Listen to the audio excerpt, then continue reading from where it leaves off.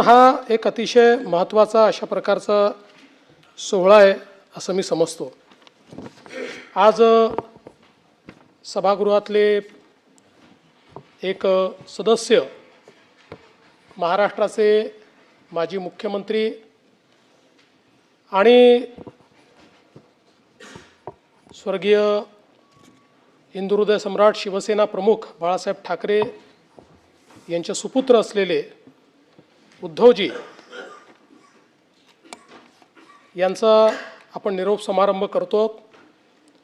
खरं म्हणजे मी असं म्हणेन की राजकारणामध्ये मतभेद असतात, अनेक वेळा वेगवेगळ्या भूमिका असतात, कधी आपण सोबत असतो, कधी संघर्ष करतो, पण या पलीकडचं देखील एक नातं हे राजकारणामध्ये असतं आणि ते नातं असतं सहप्रवासाचं। त्यामुळे मला असं वाटतं की उद्धवजींसोबतचा प्रवास हा आमचा अनेक वर्षाचा राहिलेला आहे।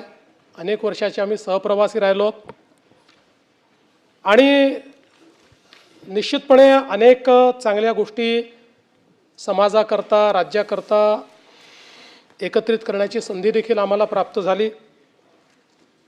आणि मला असं वाटतं की एकूणच खरं तर उद्धवजींचा जो काही स्वभाव आहे, त्यांचं जे व्यक्तिमत्व आहे, यामध्ये राजकारण थोडं कमी आहे।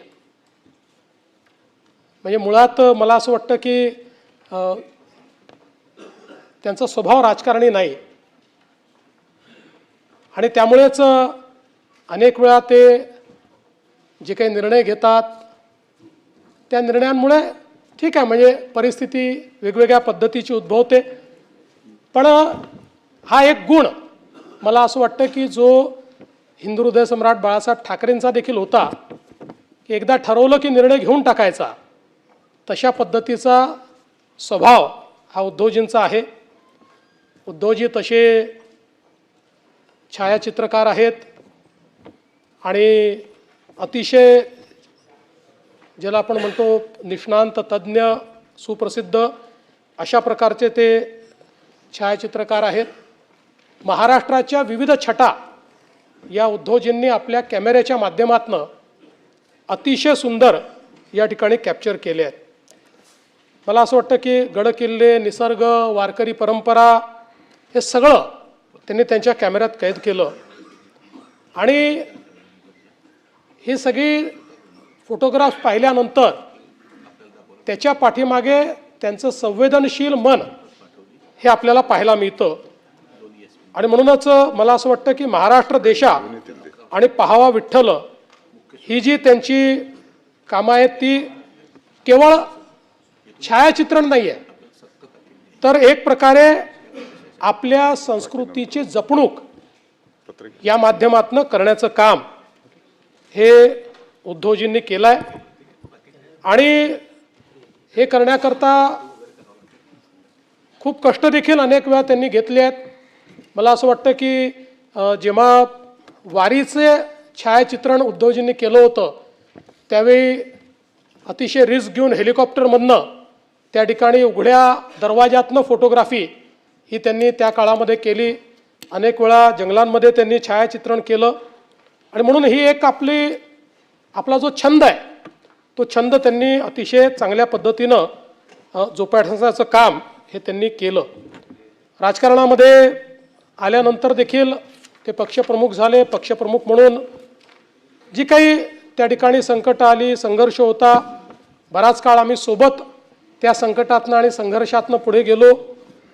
अर्थात माझा आणि त्यांचे अधिक जवळीक ही 2010 नंतर आली आणि 14 नंतर अधिक आली, पण मला असं वाटतं की या सगळ्या याच्यात एक मैत्रीची भावना ही निश्चितपणे आमच्यामध्ये त्या काळामध्ये तयार झाली।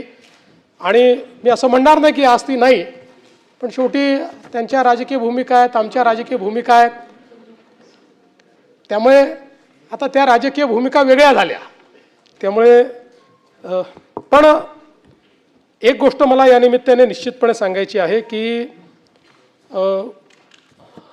राजकारणामध्ये काम करत असताना अनेक वेळा मी हे बघितलं की एखादा निर्णय घेत असताना त्याच्या परिणामांची त्यांनी चिंता केली नाही आणि विशेषतः एक जो गुण म्हणजे त्यांची शिवसेना असो की आमच्या शिंदेसाहेबांची शिवसेना असो, जो हिंदू हृदय सम्राट शिवसेना प्रमुख बाळासाहेब ठाकरेंनी या ठिकाणी एक राजकारणात वेगळा पायंडा पाडला की सामान्यातल्या सामान्य माणसाला देखील, ज्याला राजकीय चेहरा नाही अशा व्यक्तीला देखील राजकीय चेहरा देणं आणि त्यातनं राजकीय नेतृत्व उभं करणं, मला असं वाटतं की हा जो गुण आहे हा निश्चितपणे शिकण्यासारखा आहे. बाळासाहेबांनी निश्चितपणे तो गुण आपल्या सर्वांना दिला, उद्धवजींनी जोपासला. आज शिंदेसाहेब देखील आपण जर बघितलं तर राज्यसभेच्या यावेळच्या निवडणुकीत त्यांनी ते जपण्याचंच काम या ठिकाणी केलेलं आपल्याला पाहायला मिळतं.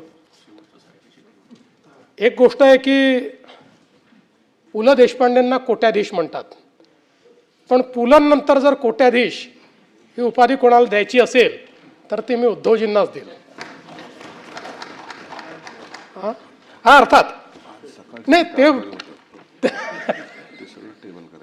कागदांच्या नाही, शब्दांच्याच.